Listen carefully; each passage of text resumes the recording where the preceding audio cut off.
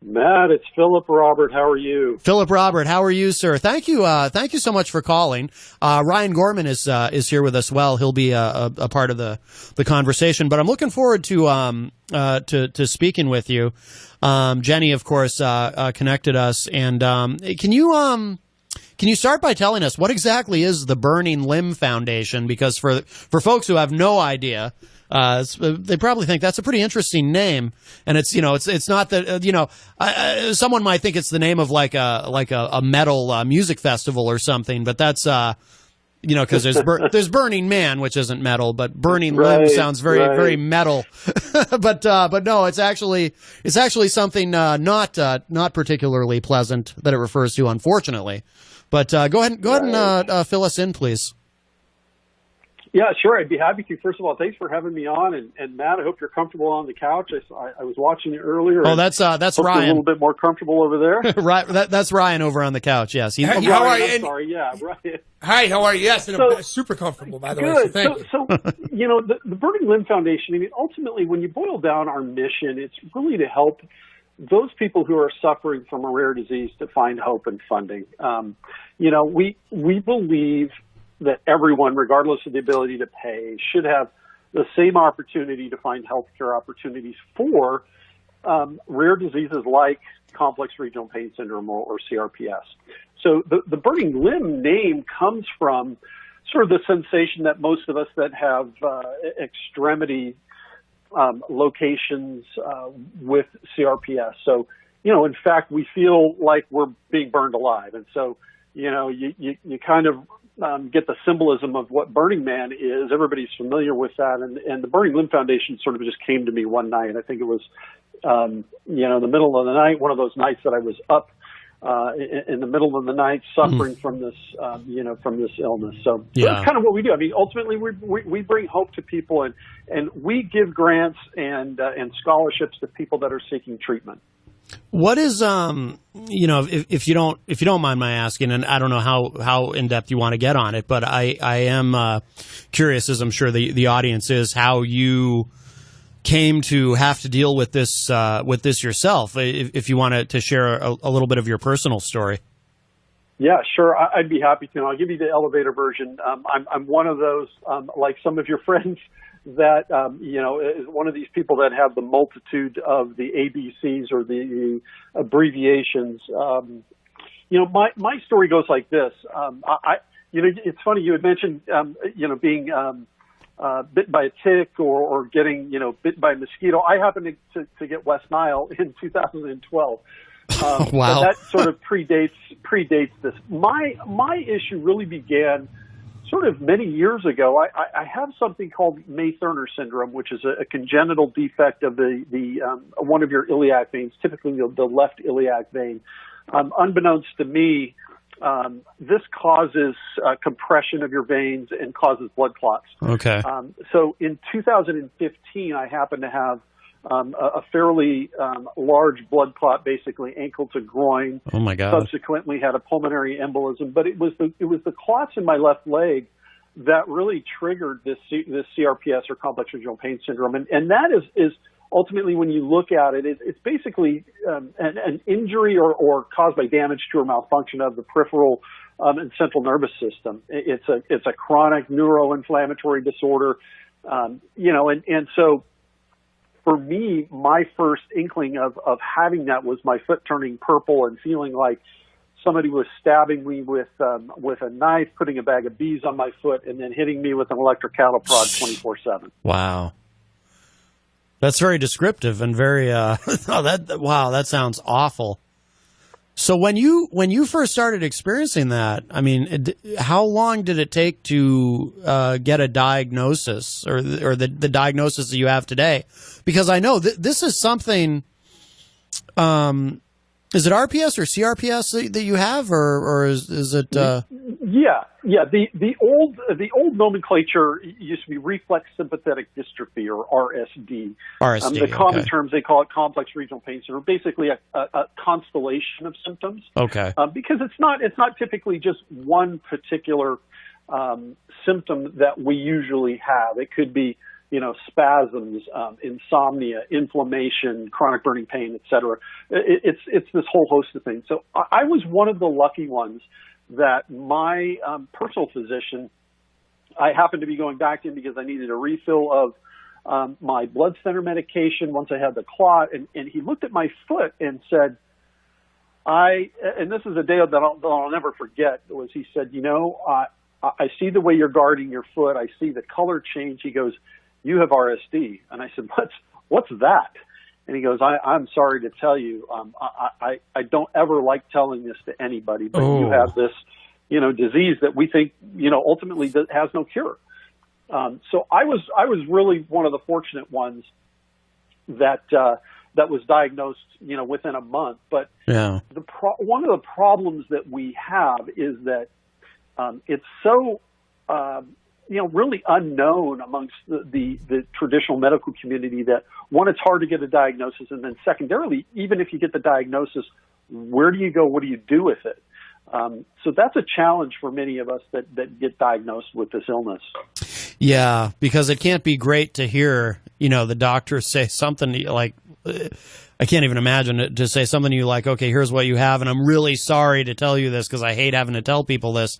But at least he was able to get you a diagnosis quickly. Because just from what Jenny has told me too, and seen what she's gone through, people go for a very long time with without a formal diagnosis of exactly what's going on. How common is this? Do you know? The numbers that I've seen put out by the National Institute of Health is anywhere in the 200 to 250,000 range. So if you think about that in terms of the population of the U.S., and those are the only numbers that I have here in the U.S. Worldwide, it's probably much larger than that. But, that puts us less than 1% of the population. So it is categorized as a rare disease. It's certainly not one of these that's that is a genetic, 5 in the world kind of thing, but it's still rare enough that it just is not that well known. Right. And then, so what do you do for this? I mean, there's no cure. So what has been in terms of medications or anything? I mean, or do you just have to gut it out? Yeah, well, I think that's one of the misnomers, I think, about this illness, is that people will say that there's no cure. But I'll tell you, I'm walking, talking proof that that treatment is available for this, for this illness, because I sit here today and I have, virtually none of the signs and symptoms of having, complex regional pain syndrome. And I was lucky enough to find a treatment option that was sort of outside the box at the time. And so, traditionally, if you go by the gold standard of what the traditional allopathic medical community will do for you, they will do things like give you biophosphonates, which is neridronate. They'll do things like desensitization therapy, sensory deprivation therapy, ketamine, graded motor imagery, a dorsal root ganglion stimulator or spinal cord stimulator, give you gabapentin, opioids, physical therapy, things like this.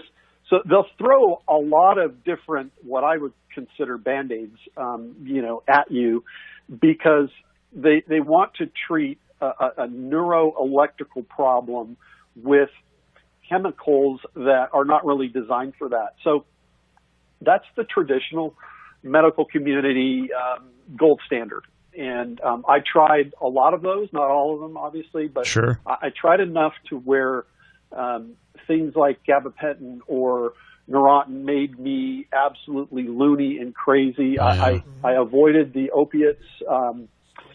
My experience as a teenager, becoming a drug addict when I was, very young, I've always gravitated against that. And again, trying to treat an electrical problem with a muscular type of drug, it doesn't make any sense to me. It just dulls the pain. It doesn't really do anything. So the question is then, what are the other options for you? And I'll tell you, my first go-to, we were lucky enough. My wife found in one of her many searches in the middle of the night this little clinic in Fayetteville, Arkansas called the Neurologic Relief Center.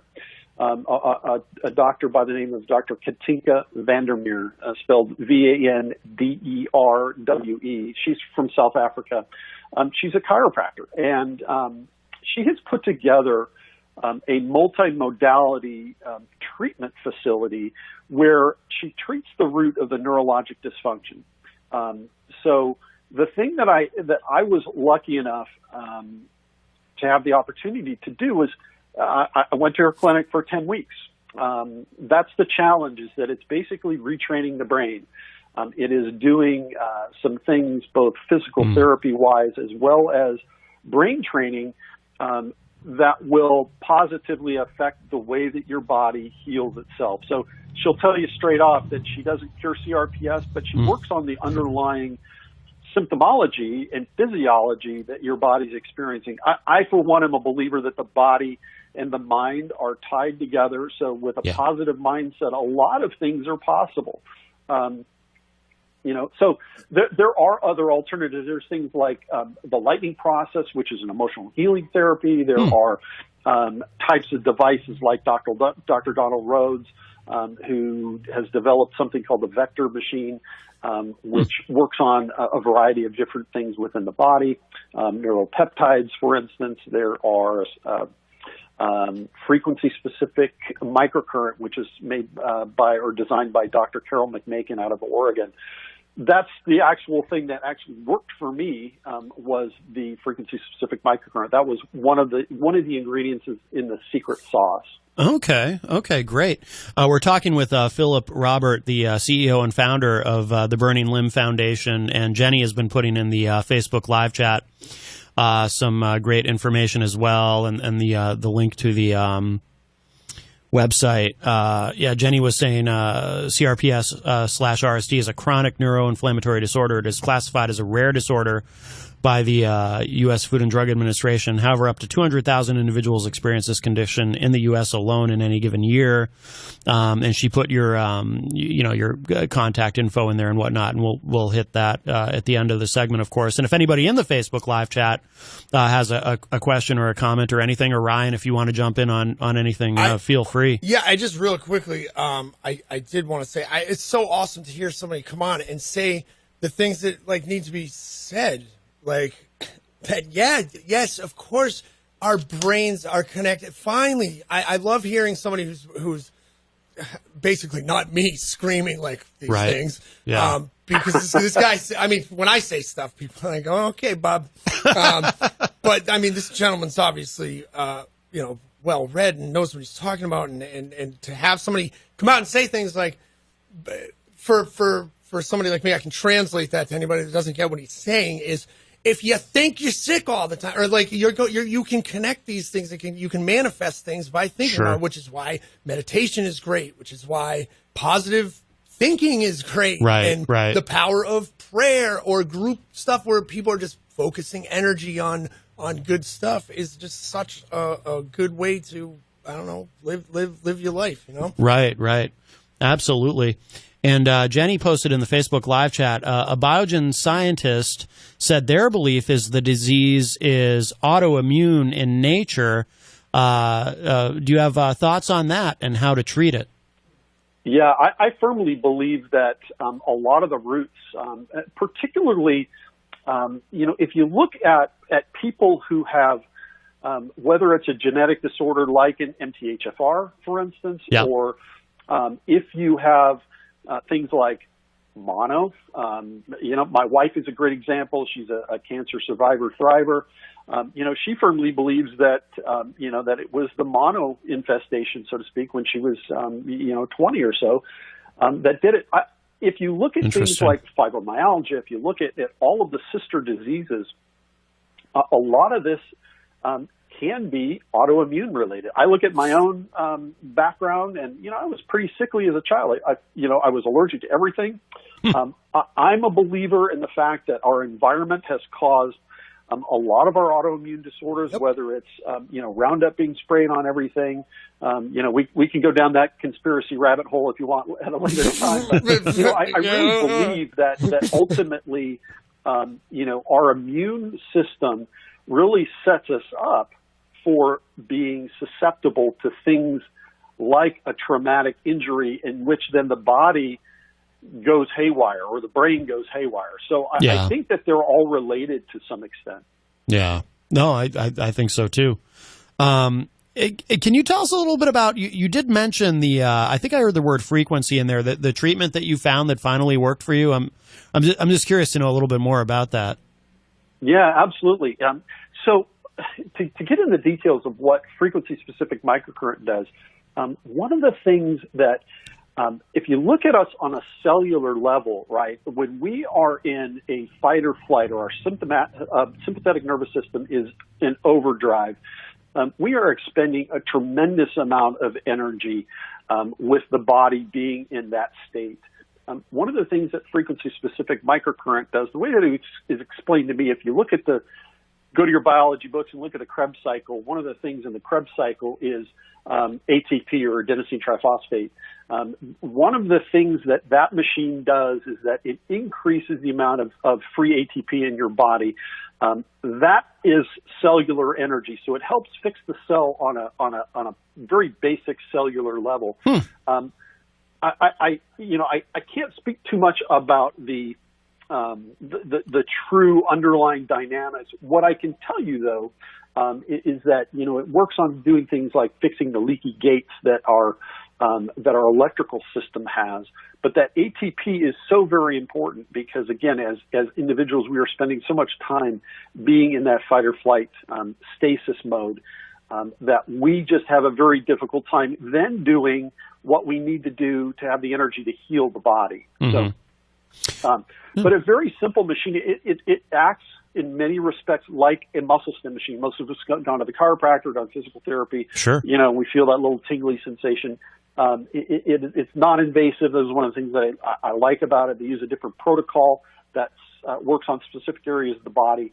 But a really unique, interesting device, that I think, at least for me, going back to when I sought out treatment, that was one of the few tools that Dr. Katinka had available to her at that time. Now she's got a whole host of other different methodologies that are working very well. How long did it take before you got to what worked?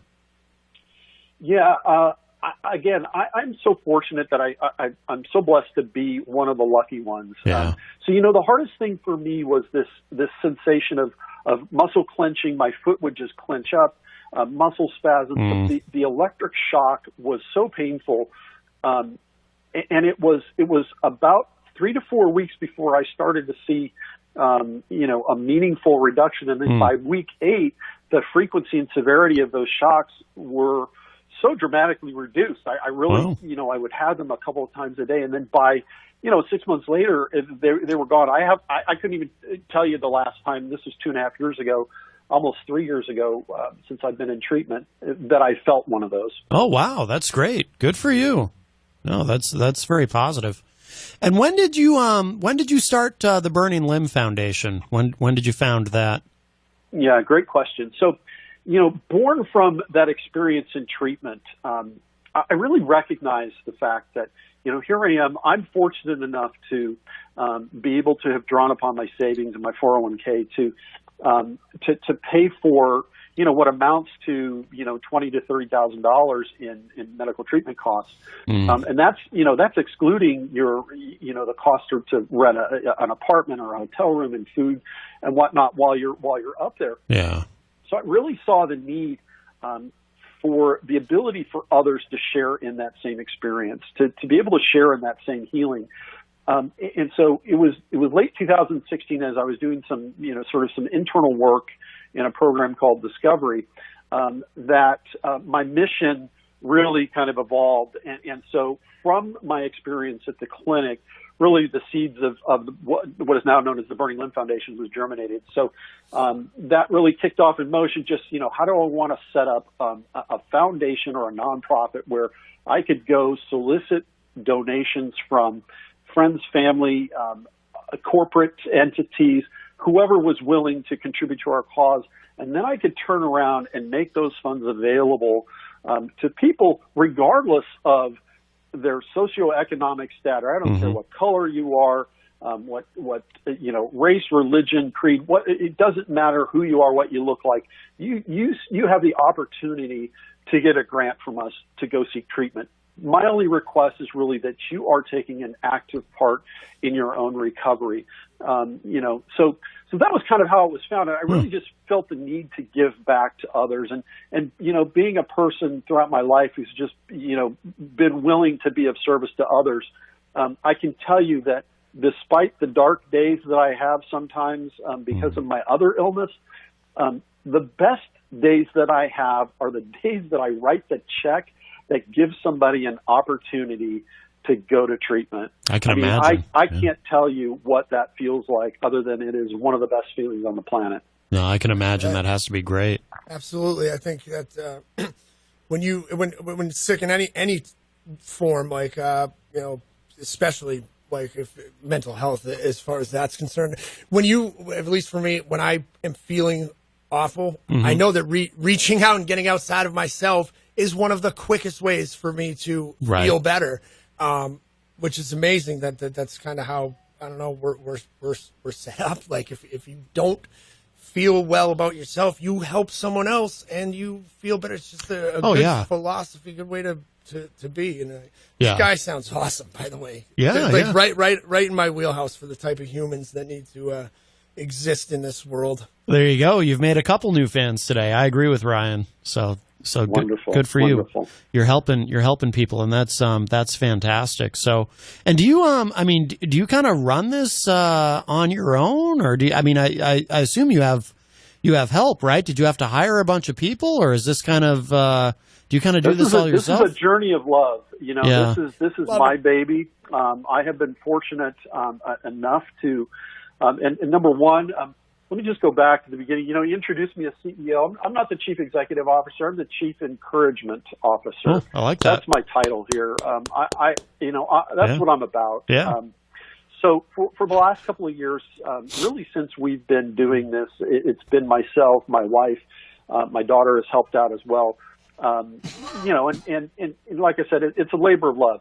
So, but we're getting to the point where we've gotten some traction, and I don't take a salary. I won't take a salary until we have, I would like to see us have $1 million in the bank before I even, want to draw a salary. But, so I really believe in keeping our administrative costs low so that all of the money that we have available to us flows to others. So that being said, we've been fortunate enough to bring on, a documentary filmmaker who has worked with another leading nonprofit in the space, and her name is Alice Lowe. We're lucky enough to have her working with us for a short time. We're going to give this a run and see, we can build out a board of directors, and make some other contacts, put on some conferences and the like. But it's really been myself, and I would like to organize an army of volunteers. We'll get to that. That was one of my goals for this year. Yeah, no, that's fantastic. So what didn't we discuss that you want people to know before? You've been generous with your time today, and we appreciate it. And maybe we can kind of make a regular thing out of this from time to time. We'd love to have you back to talk about this and kind of keep us updated on what's going on. But what haven't we talked about today, Philip, that you want people to know about what you do, your organization, how you can help people, and actually too, maybe in a broader sense, any words of encouragement that you have for people who are struggling with this? Yeah, absolutely. So first off, I'll start by saying, our website, you can go check out our, I got a very bare bones website. Again, it's one of these things I built myself, so it's not anything extravagant, but it's www.burninglimb.com. So it's burning like you're on fire, and then limb like a tree limb, BURNINGLIMB.com, burninglimb.com. Just come check us out, see what's out there. We have a Facebook page if you want to check in, and I usually will post testimonial videos of people that we have given grants to as they complete treatment. So a couple of things that I'd love to share with you, because please, I want to just make it clear that our treatment agnostic. In other words, the grants that we give is not predicated upon you going to, for instance, the Neurologic Relief Center in Fayetteville, Arkansas. We've given grants for help with making copays on physical therapy. We've made grants for, training service dogs and the like. So we are treatment agnostic. If for instance, you're doing ketamine, we're not averse to that at all. We want you to just take an active part in your own recovery. So I just want to make that clear that, we don't discriminate based on, kind of my own personal preferences. The only things that we just will not pay for would be opiates. That's just one of our no-nos. Good thing. Secondly, let me share kind of how people can help, and secondarily why. Mm-hmm. So how you can help, obviously, we are a 501c3 nonprofit organization, so any contribution is tax deductible. If you feel so moved, please help us out with a contribution. That's the, kind of the how you can help. The why, our strategy is really simple. We provide seed money and we provide help with the fundraising that's needed because we've got a platform that can essentially receive funds in from your donors. We're small enough that we can essentially, operate as almost like a donor-directed fund. If you say, I've got $5,000, I've got somebody that is near and dear to me, I'd love for you to contribute to them, well, then we make that accommodation. Our grants typically, start $500 to $1,000. Ultimately, we're playing small ball. We hit singles and doubles, 3 yards in a cloud of dust, so to speak. But my vision is for us to be able to say, here's $20,000. You show up to treatment. Here's your plane ticket, your car ride, whatever the case may be. You show up to treatment and you get help. That's the bigger picture, longer term runway where I'd like to be. We have essentially 2 methodologies or 2 grant programs. One is just our general grant fund, and it's available to anybody. But more importantly, I want to share a little story about a young lady by the name of Elle Seiden. Elle Seiden lost her battle with CRPS last year in July.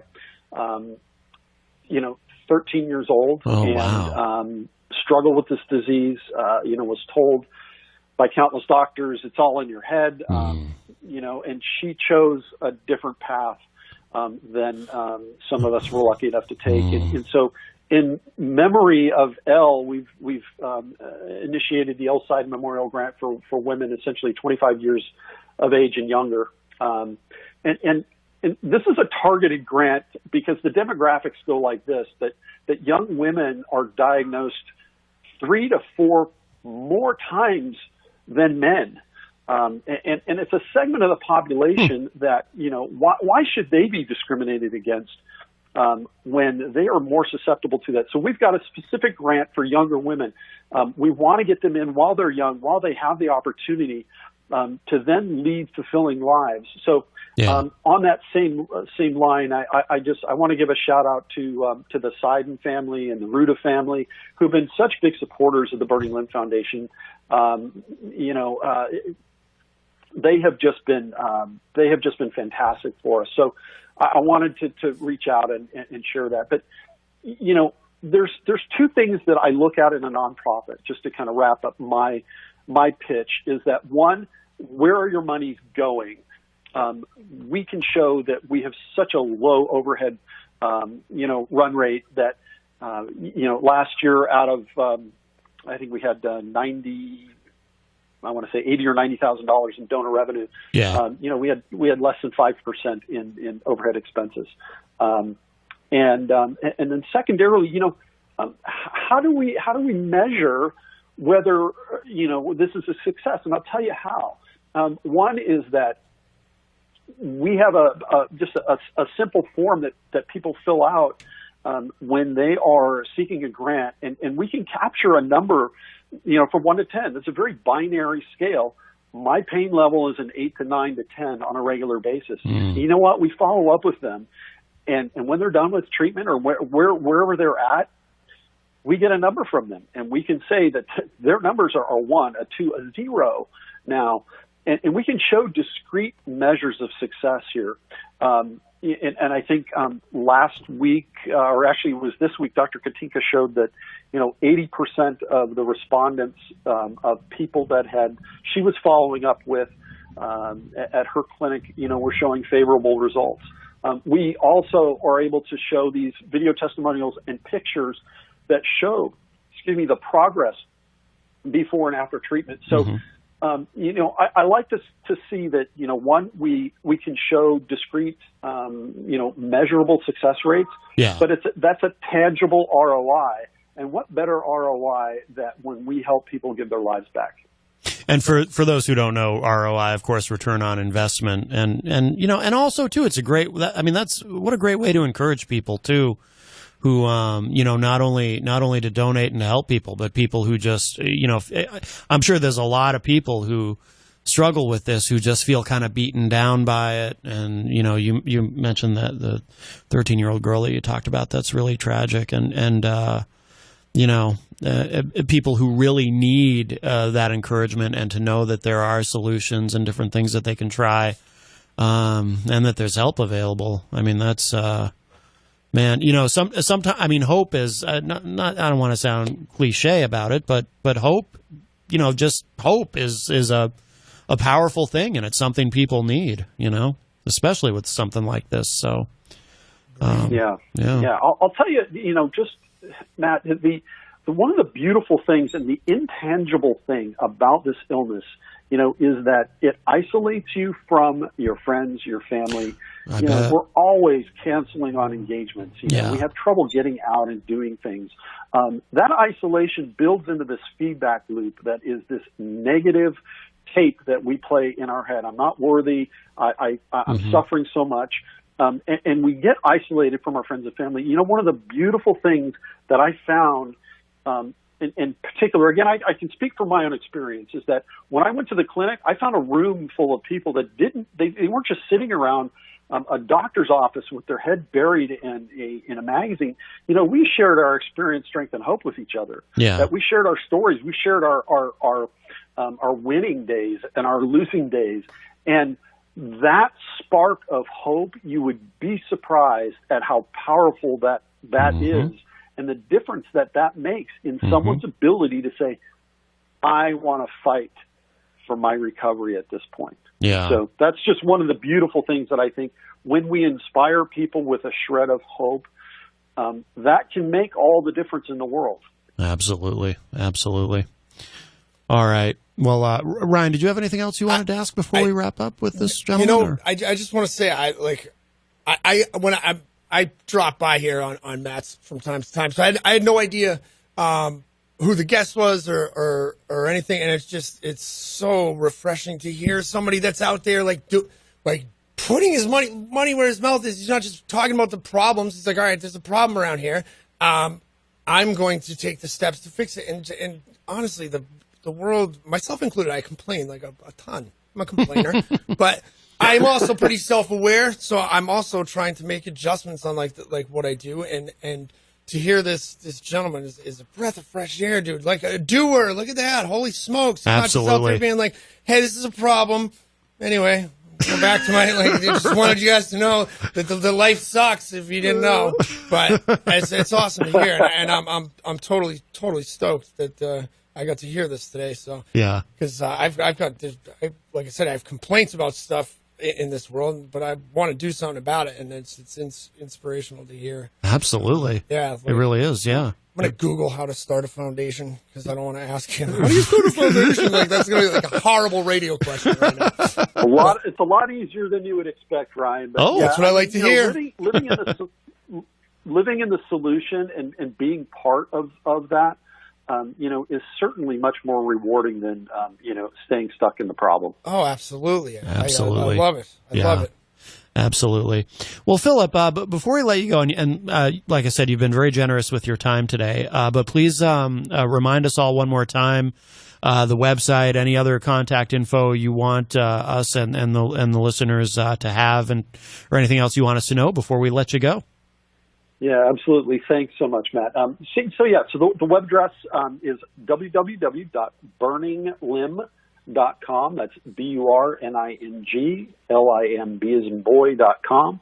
My telephone number is posted on the website. I'm one of those people that I actually pick up the phone and talk to you. And even if it's just you want to share, what's going on, my telephone number is 214-298-3354, or you can reach me at philip@burninglimb.com. I'm a pretty easy guy to get a hold of, and I'm happy to help regardless. Okay, yeah, and for those of you on following along on Facebook, Jenny did post that information too in the Facebook live chat for everybody. And Philip Robert of Burning Limb Foundation, thank you so much, my friend. Wonderful to meet you, and let's talk again soon, and we'll stay in touch, and we'll stay up to date on what you're doing, because this is important stuff. You have me on anytime. I'm happy to be here. Thanks for the time and the opportunity. All right, you got it, my friend. Take care. Take care, Philip. All right, take care. All right, bye-bye. Well, that was cool. That was awesome. Yeah, and thank you to Jenny. Dialing his number right now. Thank you to Jenny for setting that up. And she said thank you to you, by the way. I saw that. That was Yes. very nice. I don't know what but yeah, you're welcome. No, I don't know what I did, but No, what you were saying about, it's inspiring to see someone actually doing something and taking action, and it's fantastic. yeah, we need more of that in the world. Way more.